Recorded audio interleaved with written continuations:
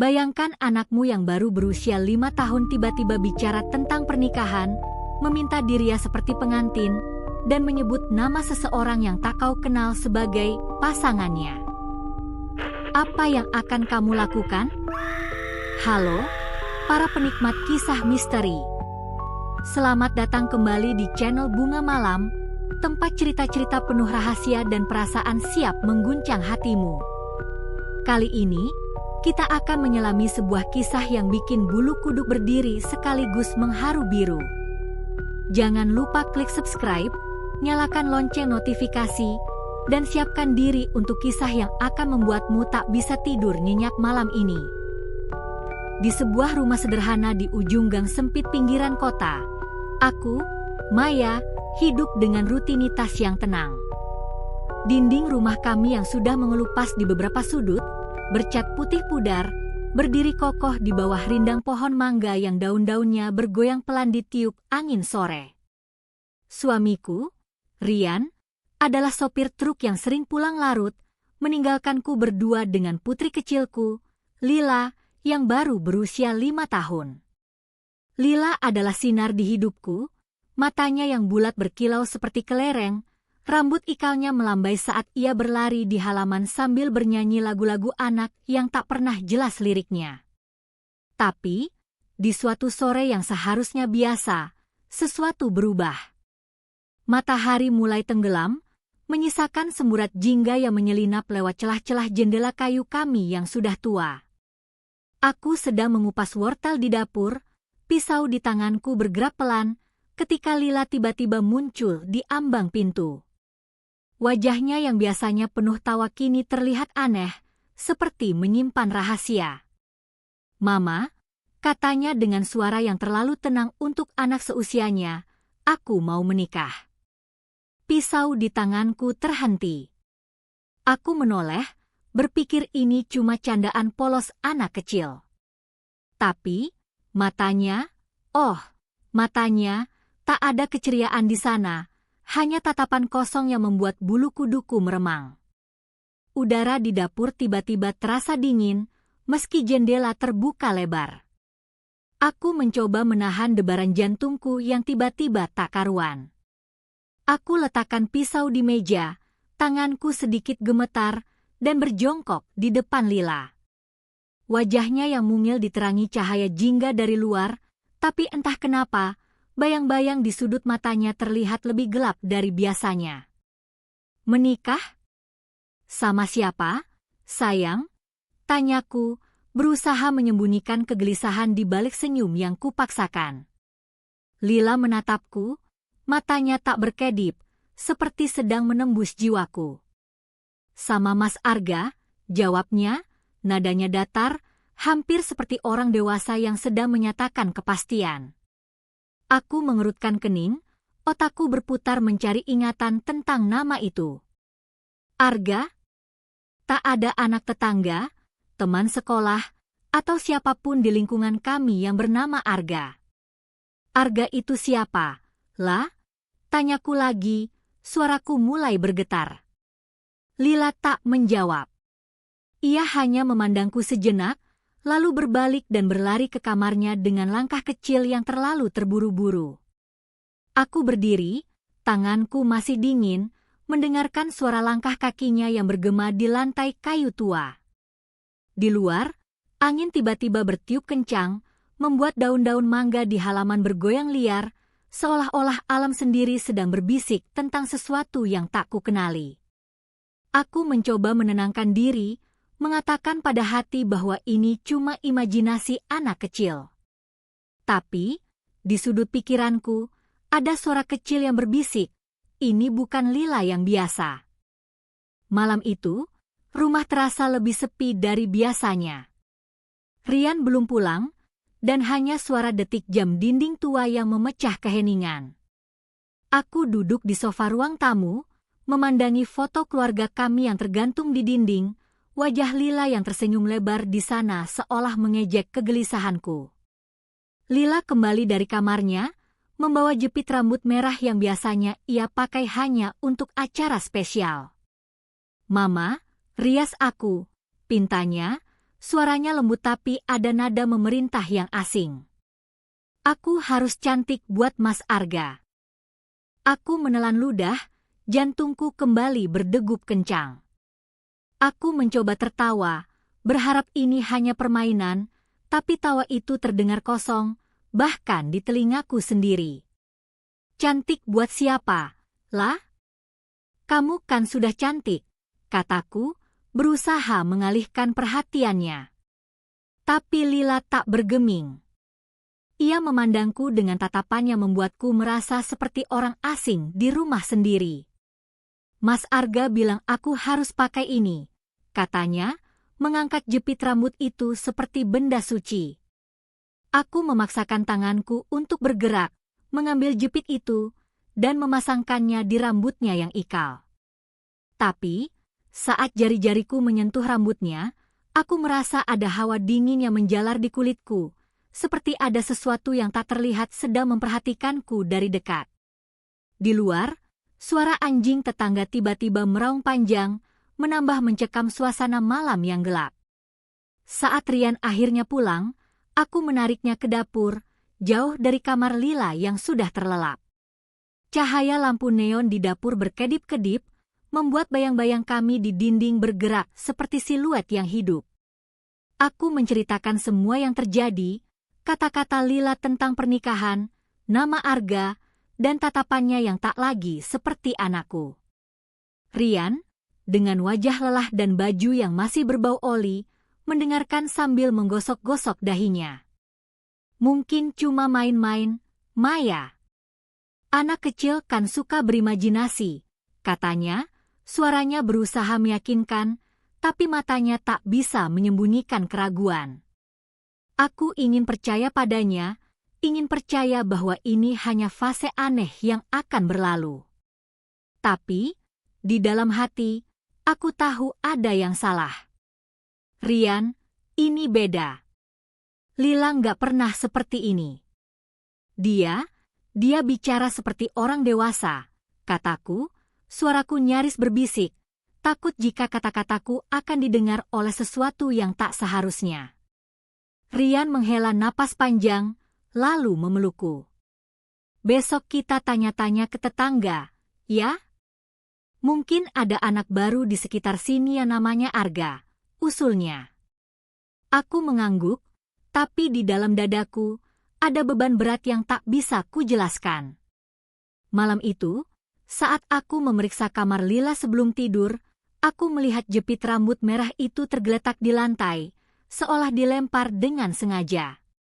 Di luar jendela, bayang-bayang pohon mangga bergerak pelan, seperti siluet seseorang yang berdiri diam, mengintip ke dalam. Keesokan paginya, suasana rumah terasa lebih berat, seolah udara dipenuhi kabut yang tak terlihat. Lila bangun lebih awal dari biasanya, duduk di meja makan dengan gaun putih tua yang biasanya hanya ia pakai untuk acara keluarga. Gaun itu sedikit kekecilan untuknya sekarang, tapi ia memakainya dengan penuh keyakinan, seperti seorang pengantin yang sedang bersiap. Ini baju pengantin, katanya tiba-tiba, tanpa kusapa lebih dulu. Aku menahan napas, tanganku yang sedang menuang susu ke gelasnya gemetar hingga tumpah sedikit. Lila, kenapa kamu pakai itu? Kan kotor nanti, kataku, berusaha terdengar biasa, tapi suaraku pecah.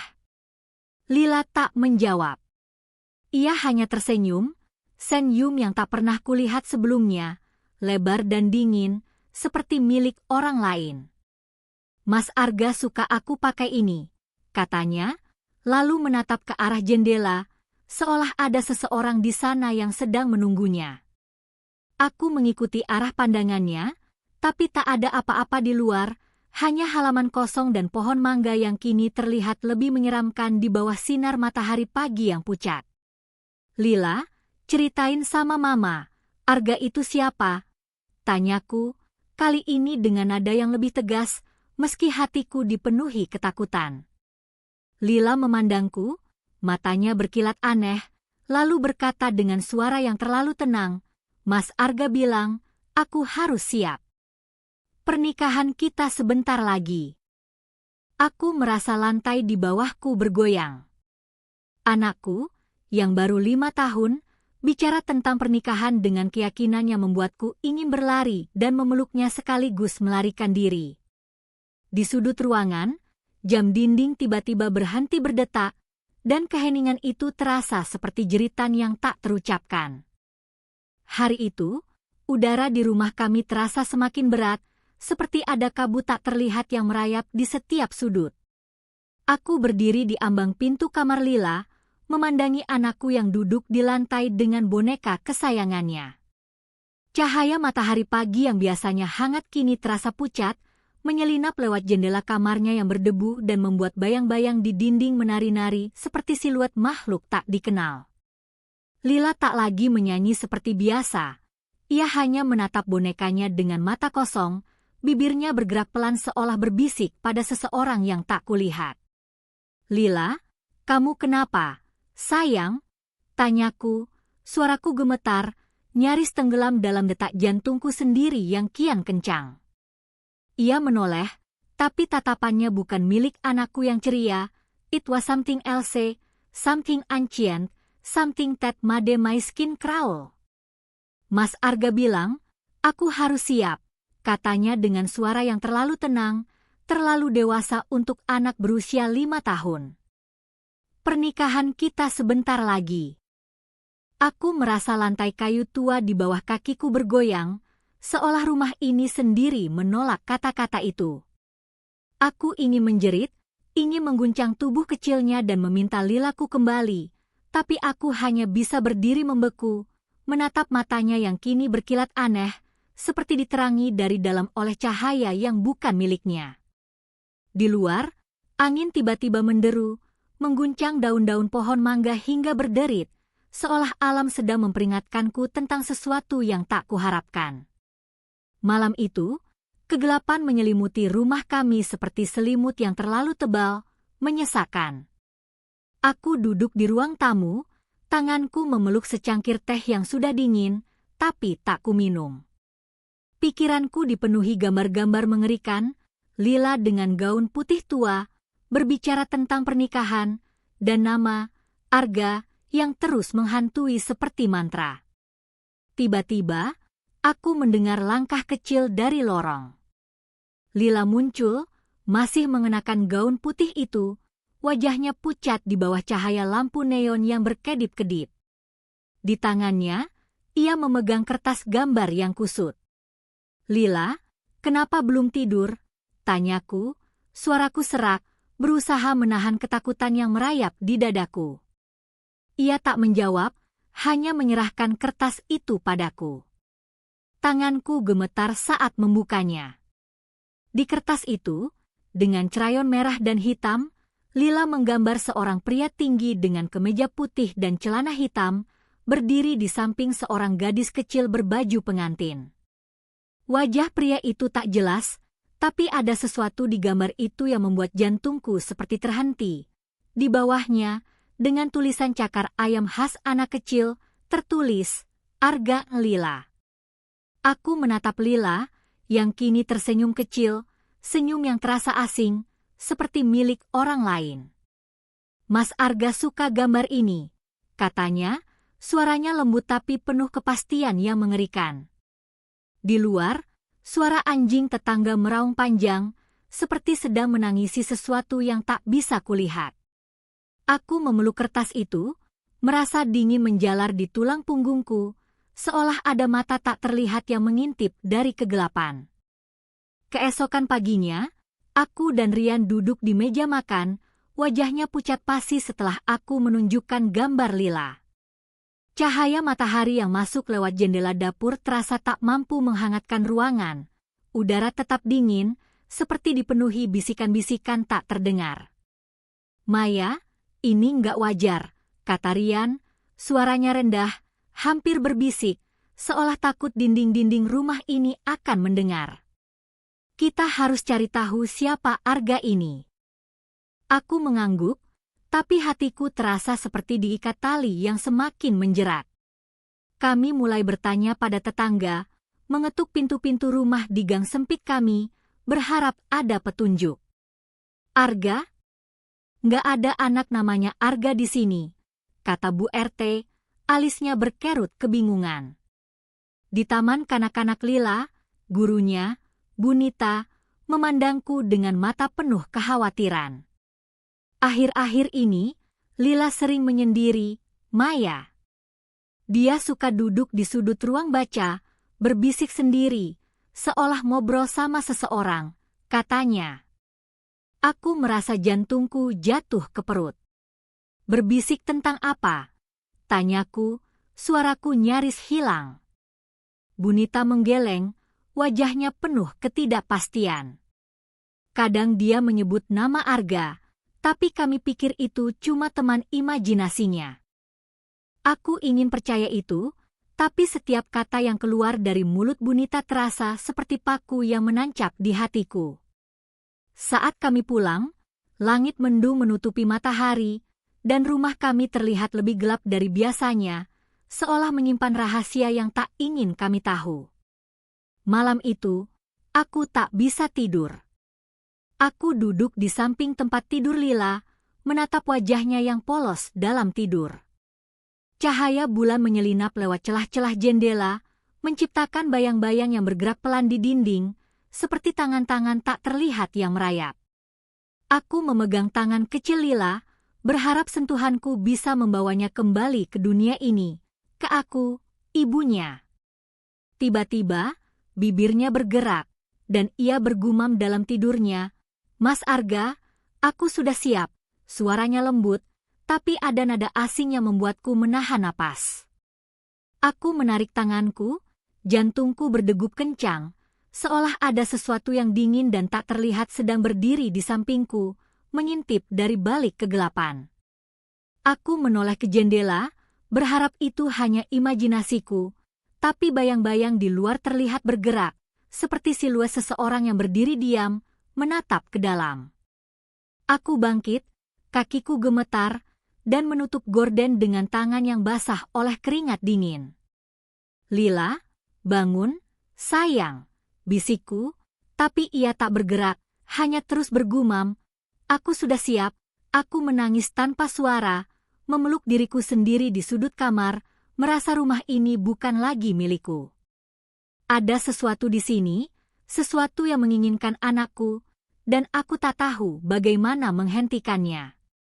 Di luar, suara angin bercampur dengan desis yang terdengar seperti bisikan, membuatku ingin menjerit tapi tak mampu mengeluarkan suara. Pagi itu, dengan hati yang dipenuhi ketakutan, aku menghubungi Mbak Sari, seorang teman yang dikenal sebagai paranormal di desa kami. Suaraku bergetar saat menceritakan semua keanehan Lila, kata-katanya tentang pernikahan, gambar mengerikan itu, dan gumamannya di malam hari. Di ujung telepon, suara Mbak Sari terdengar serius, tak seperti biasanya yang selalu tenang. Maya, ini bukan imajinasi anak kecil, katanya, nadanya penuh peringatan. Ada sesuatu yang salah dengan Lila. Bawa dia ke sini secepatnya. Aku perlu melihatnya langsung. Aku menutup telepon, tanganku dingin seperti es. Rian, yang mendengar percakapan itu, memandangku dengan mata penuh ketakutan yang tak bisa ia sembunyikan. Apa maksudnya? Sesuatu yang salah? Tanyanya, suaranya serak. Aku tak bisa menjawab, aku hanya memeluknya, air mataku jatuh di bahunya. Di kamar sebelah, Lila tiba-tiba muncul, masih dengan gaun putih tua itu, rambutnya terurai dengan jepit merah yang kini terlihat seperti tetesan darah di kepalanya. Mama, Mas Arga bilang kita harus buru-buru, katanya, tersenyum lebar, tapi senyum itu membuatku merasa seperti sedang menatap jurang yang gelap. Aku memegang tangan Rian erat-erat, berusaha menahan isaku. Rumah yang dulu penuh tawa kini terasa seperti makam, dan anakku, cahaya hidupku, seperti sedang direnggut oleh sesuatu yang tak bisa kulawan. Di luar, hujan mulai turun, gemericiknya seperti tangisan yang mengiringi keputusasaan kami. Rumah Mbah Sari, sebuah bangunan tua bercat hijau pudar di ujung desa, terasa seperti menahan napas saat kami tiba. Langit sore itu kelabu, awan tebal menggantung rendah seolah menekan bumi dengan rahasia yang tak terucapkan. Aku memegang tangan Lila erat-erat, jari-jarinya dingin seperti es meski udara terasa lembab dan pengap. Di dalam, bau kemenyan menyengat hidungku, bercampur dengan aroma tanah basah dari halaman yang baru diguyur hujan. Mbak Sari, dengan kain selendang usang melilit pundaknya, duduk di tikar pandan, matanya tajam menatap Lila yang berdiri kaku di ambang pintu. "Mama, Mas Arga nggak suka tempat ini," kata Lila tiba-tiba, suaranya pelan tapi penuh peringatan, seperti suara orang lain yang meminjam mulutnya. Aku menahan napas, jantungku berdegup kencang hingga terasa menyakitkan. Mbak Sari mengangguk pelan, seolah tak terkejut, lalu berbisik padaku, "Ada sesuatu yang menempel pada anakmu, Maya." Sosok itu lembut, tapi ia punya keinginan yang kuat. Aku merasa dunia di sekitarku berputar, kata-kata itu seperti pisau yang menusuk hatiku. "Maksudmu apa?" "Ada yang menumpang di tubuh Lila?" tanyaku, suaraku pecah, nyaris hilang di tengah deru angin yang tiba-tiba mengguncang jendela kayu tua. Mbak Sari tak menjawab langsung. Ia hanya menatap Lila, yang kini memandang ke sudut ruangan yang kosong, seolah melihat seseorang yang tak bisa kami lihat. Di luar, suara burung hantu meraung pelan, seperti lagu duka yang mengiringi ketakutanku. Mbak Sari menyalakan lilin kecil di tengah ruangan, nyalanya bergoyang-goyang seolah takut pada kegelapan yang merayap di sekitar kami. Aroma kemenyan semakin pekat, membuat kepalaku pusing, tapi aku tak berani bergerak dari tempat dudukku di samping Rian, yang memegang tanganku begitu erat hingga terasa sakit. Lila duduk di depan Mbak Sari, masih memegang boneka kesayangannya, matanya kosong seperti kaca yang memantulkan sesuatu yang bukan milik dunia ini. "Maya, sosok ini, ia merasa terikat dengan Lila," kata Mbak Sari, suaranya rendah, penuh beban. Seperti ada janji yang belum selesai. Aku menelan ludah, air mata mulai menggenang di mataku. "Janji apa?" "Lila cuma anak kecil," kataku, suaraku naik, bercampur isakan yang tak bisa kutahan. Mbak Sari menggeleng pelan, matanya tak lepas dari Lila, yang kini mulai bergoyang pelan, seolah mengikuti irama yang tak kami dengar. "Arga, siapapun dia, percaya Lila adalah seseorang dari masa lalunya," lanjutnya.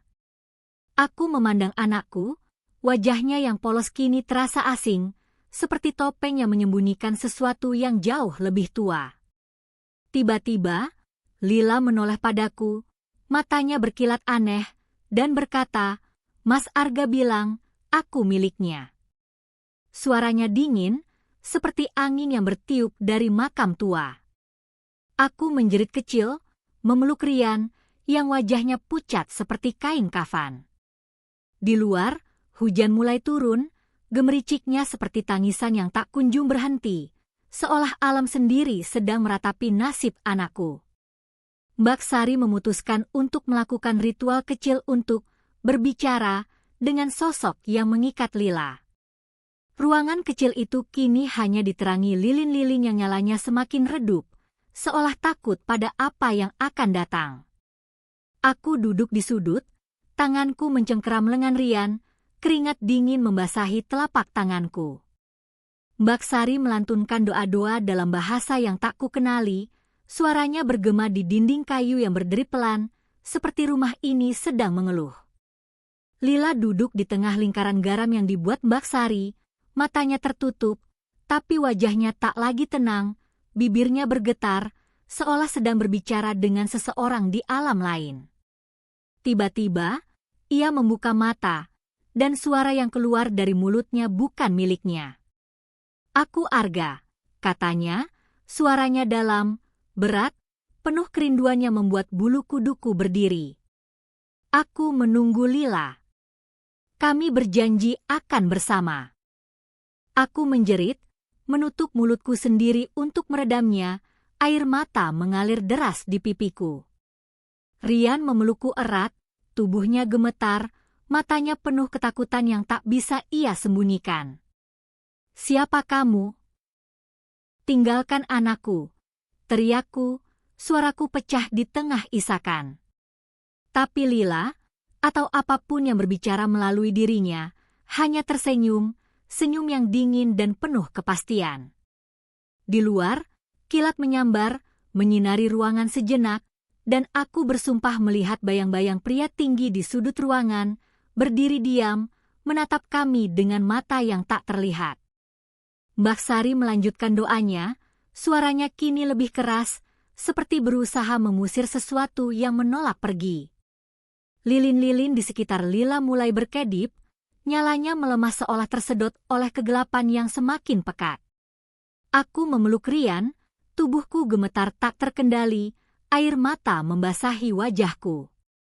Mbak Sari menjelaskan dengan suara terputus-putus, "Arga, dia pemuda yang meninggal puluhan tahun lalu di desa ini. Ia bertunangan, tapi tunangannya meninggal sebelum pernikahan. Ia percaya Lila adalah reinkarnasi tunangannya." Aku menjerit dalam hati, tak bisa menerima kenyataan bahwa anakku yang baru 5 tahun terikat dengan jiwa dari masa lalu. Ini gila. "Lila cuma anak kecil," kataku, suaraku nyaris tenggelam dalam deru hujan yang kini mengguyur di luar. Lila tiba-tiba memandangku, matanya berkilat dengan emosi yang bukan miliknya, rindu, marah, dan keputusasaan. "Kamu nggak mengerti, Maya," katanya dengan suara Arga yang dalam, "kami saling berjanji, dan aku tak akan melepaskannya." Aku menangis tersedu-sedu, merasa jiwaku robek. Anakku, cahaya hidupku, kini seperti boneka yang digerakkan oleh sesuatu yang tak kukenali. Di sudut ruangan, bau kemenyan bercampur dengan aroma tanah basah, dan aku merasa ada hawa dingin yang menyapu leherku, seperti sentuhan tangan yang tak terlihat. Kilat menyambar lagi, dan bayang-bayang di dinding seolah bergerak, membentuk siluet pria yang kini terasa begitu nyata. Mbak Sari menyarankan ritual pembersihan untuk memutus ikatan itu, dan aku setuju tanpa ragu, meski hatiku terasa seperti dihancurkan. "Kita harus lakukan ini di malam bulan purnama," katanya, suaranya tegas tapi penuh empati. Aku memandang Lila, yang kini tertidur di pangkuanku setelah ritual, pembicaraan, selesai, wajahnya polos namun pucat, seperti boneka porselen yang rapuh. Aku menangis diam-diam, membelai rambutnya, berdoa agar anakku kembali menjadi dirinya sendiri. Malam itu, kami pulang dalam keheningan, hujan masih mengguyur, membuat jalanan desa menjadi lumpur yang licin. Di dalam mobil, Rian mengemudi dengan wajah tegang, tangannya mencengkeram kemudi hingga buku-buku jarinya memutih. "Maya, apa yang kita hadapi ini?" tanyanya, suaranya serak, penuh ketakutan. Aku tak bisa menjawab, aku hanya menatap Lila di kursi belakang, yang kini bergumam dalam tidurnya, "Mas Arga, jangan pergi, aku merasa jantungku terhenti." Rumah kami, yang kini terlihat di kejauhan, tak lagi terasa seperti tempat berlindung. Ia seperti makam yang menyimpan rahasia gelap. Di cermin samping mobil, aku bersumpah melihat bayang-bayang seseorang berjalan di belakang kami. Tapi saat aku menoleh, tak ada apa-apa selain kegelapan dan hujan. Aku memeluk Lila erat-erat, berjanji pada diriku sendiri bahwa aku akan melindunginya, apapun yang harus kuhadapi, manusia, hantu, atau janji dari masa lalu yang tak pernah ku mengerti. Malam bulan purnama tiba, membawa kegelapan yang lebih pekat dari biasanya, seolah langit sendiri menahan napas untuk menyaksikan apa yang akan terjadi. Rumah Mbak Sari dipenuhi aroma kemenyannya menyengat, menyatu dengan bau tanah basah dari hujan yang baru reda, menciptakan suasana yang terasa seperti ambang dunia lain. Lilin-lilin kecil diletakkan dalam lingkaran di tengah ruangan, nyalanya bergoyang liar seolah berusaha melawan angin tak terlihat yang bertiup pelan di dalam rumah. Lila duduk di tengah lingkaran garam, gaun putih tuanya tampak lebih pucat di bawah cahaya bulan yang menyelinap lewat jendela kayu yang berderit. Aku berdiri di sudut, tanganku mencengkeram lengan Rian, jantungku berdegup kencang seperti ingin melompat keluar. Mbak Sari mulai melantunkan doa-doa, suaranya rendah namun penuh kekuatan, seperti sedang menantang sesuatu yang bersemayam di kegelapan. Tiba-tiba, Lila menjerit, suara yang bukan milik anakku, tajam, penuh kemarahan, dan menyayat hati. "Jangan pisahkan aku dari Mas Arga," teriaknya, matanya terbuka lebar, berkilat dengan emosi yang tak pernah kulihat sebelumnya. Aku menjerit kecil, menutup mulutku dengan tangan yang gemetar, air mata mengalir deras di pipiku. Rian memelukku erat, tubuhnya kaku, wajahnya pucat seperti kain kafan.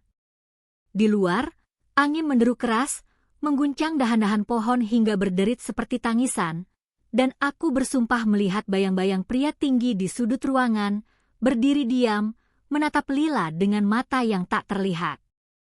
Lilin-lilin itu tiba-tiba padam sejenak, meninggalkan kami dalam kegelapan yang mencekik, sebelum nyalanya kembali dengan sendirinya, seolah ada kekuatan yang bermain-main dengan kami. Ritual berlangsung dalam ketegangan yang terasa seperti menari di ujung pisau. Mbak Sari terus melantunkan doa, tangannya memegang tasbih yang berderi pelan, sementara keringat membasahi dahinya meski udara malam terasa dingin seperti es. Lila mulai bergoyang-goyang, tubuh kecilnya tampak rapuh namun seolah digerakkan oleh kekuatan yang jauh lebih besar. "Kamu nggak bisa mengusirku?" teriak suara yang bukan milik Lila, suara yang dalam dan penuh dendam, menggema di ruangan kecil itu seperti petir. Aku menangis terseduh-seduh, memeluk Rian yang kini berlutut di sampingku, matanya penuh ketakutan yang tak bisa ia sembunyikan. "Lila, kembali ke Mama," jeritku, suaraku pecah, nyaris tenggelam dalam deru angin yang kini bercampur dengan suara desis aneh, seperti bisikan dari dunia lain. Tiba-tiba, Lila menoleh padaku, matanya hitam pekat, seperti sumur tanpa dasar, dan berkata, "Kamu bukan ibunya. Dia milikku." Aku merasa jiwaku robek, anakku, darah dagingku, kini seperti boneka yang digerakkan oleh sesuatu yang tak kukenali. Mbak Sari mengangkat suaranya, doa-doa itu kini terdengar seperti teriakan perang, dan lilin-lilin di sekitar Lila berkedip cepat, seolah nyalanya sedang berjuang untuk tetap hidup. Di luar, kilat menyambar, menyinari ruangan sejenak, dan aku melihat bayang-bayang pria itu lagi, kini lebih jelas, dengan kemeja putih dan celana hitam, berdiri di belakang Lila, tangannya terulur seolah ingin merenggut anakku. Aku menjerit, berlari ke arah Lila, tapi Mbak Sari menahaniku, matanya penuh peringatan. "Jangan masuk lingkaran," katanya keras. Dan lalu, tiba-tiba, Lila ambruk, tubuhnya terkulai seperti boneka yang talinya dipotong, dan ruangan itu terdiam, hanya suara napasku yang tersengal yang memecah keheningan. Setelah ritual selesai, keheningan yang mencekik menyelimuti ruangan. Lila terbaring di pangkuanku, wajahnya pucat namun tenang, seperti anakku yang dulu, tapi aku tak bisa menghilangkan rasa takut yang masih menggenggam hatiku. Mbak Sari, dengan napas tersengal, berbisik, "Ia sudah pergi. Lila akan baik-baik saja." Tapi kata-kata itu terasa kosong, seperti janji yang tak bisa kuyakini. Aku memeluk Lila erat-erat, air mata membasahi rambut ikalnya, berdoa agar anakku benar-benar kembali. Di luar, hujan mulai reda, tapi angin masih bertiup pelan, membawa desis yang terdengar seperti keluh kesah yang belum selesai. Kami pulang dalam diam, mobil melaju di jalanan desa yang gelap, hanya diterangi lampu depan yang samar. Rian mengemudi dengan tangan gemetar, matanya sesekali melirik ke kaca spion, seolah takut sesuatu mengikuti kami. "Maya, apa kita melakukan hal yang benar?" tanyanya, suaranya serak, penuh keraguan. Aku tak bisa menjawab, Aku hanya menatap Lila yang tertidur di kursi belakang, wajahnya polos tapi entah kenapa terasa asing. Di cermin samping, aku bersumpah melihat bayang-bayang seseorang berjalan di belakang mobil, tapi saat aku menoleh, tak ada apa-apa selain kegelapan. Rumah kami kini terlihat di kejauhan, tapi ia tak lagi terasa seperti tempat berlindung. Ia seperti makam yang menyimpan rahasia yang tak ingin kuingat. Aku memeluk Lila lebih erat, berjanji pada diriku sendiri bahwa aku akan menjaganya, meski bayang-bayang itu masih terasa mengintai dari sudut-sudut gelap. Hari-hari berikutnya, Lila perlahan kembali menjadi dirinya yang ceria. Ia mulai menyanyi lagi, berlari di halaman dengan tawa yang dulu selalu menghangatkan hatiku. Gaun putih tua itu ia simpan sendiri di lemari, dan gambar-gambar aneh yang ia buat ia sobek dengan tangannya sendiri, seolah ingin melupakan semuanya. Tapi di hatiku, luka itu tetap terbuka lebar. Setiap kali Lila tersenyum, aku mencari-cari bayang-bayang Arga di matanya, takut ia masih bersemayam di sana, menunggu waktu untuk kembali. Suatu malam, saat aku membereskan gudang tua di belakang rumah, aku menemukan kotak kayu berdebu yang terkubur di bawah tumpukan kain usang. Di dalamnya, ada foto lama, pudar, tapi jelas menunjukkan seorang pemuda tampan dengan kemeja putih dan celana hitam, persis seperti sketsa Lila. Di belakang foto, dengan tulisan tangan yang sudah memudar, tertulis, Arga, 1978. Jantungku seperti terhenti. Aku menjatuhkan foto itu, tanganku gemetar tak terkendali. Aku menangis diam-diam, bersembunyi di gudang agar Rian dan Lila tak mendengar. Apakah Arga benar-benar telah pergi? Atau apakah ia masih mengintai, menunggu momen untuk mengklaim janji yang tak pernah ku mengerti? Di luar, angin bertiup pelan, membawa suara desis yang terdengar seperti nama Lila, dan aku merasa dingin menjalar di tulang punggungku, seperti sentuhan tangan yang tak terlihat. Kini, Lila kembali menjadi anak kecil yang penuh tawa, berlari di halaman dengan jepit rambut merah yang kini tak lagi terasa menyeramkan. Tapi kadang, di malam-malam yang sunyi, aku melihatnya berdiri di dekat jendela kamarnya, menatap kosong ke arah pohon mangga yang dulu selalu ia panjat. Matanya, meski ceria di siang hari, terkadang berkilat dengan sesuatu yang tak bisa kujelaskan, rindu, atau mungkin kenangan yang bukan miliknya. Mama, aku kangen main di luar, katanya suatu malam, suaranya lembut, tapi ada nada yang membuatku merinding. Aku hanya tersenyum, memeluknya erat, berdoa agar bayang-bayang itu tak pernah kembali. Kisah ini mengajariku bahwa cinta, bahkan yang dari dunia lain, bisa begitu kuat hingga menembus waktu, meninggalkan bekas yang tak pernah benar-benar hilang. Aku berjanji akan melindungi Lila, meski itu berarti menghadapi rahasia yang tak pernah kubayangkan. Tapi di sudut hatiku, aku tahu, Arga, siapapun dia, mungkin masih menunggu di suatu tempat, di balik bayang-bayang yang tak pernah pergi. Dan setiap kali angin bertiup di malam hari, aku mendengar desis pelan yang terdengar seperti namanya, menggema di kegelapan, membuatku bertanya-tanya apakah kami benar-benar bebas, atau hanya menunda sesuatu yang tak bisa dihindari. Para penikmat misteri, itulah kisah Maya dan Lila yang membuat hati kita tercekat dan pikiran tak bisa tenang. Bayang-bayang Arga, janji dari masa lalu, dan cinta yang menembus dunia lain.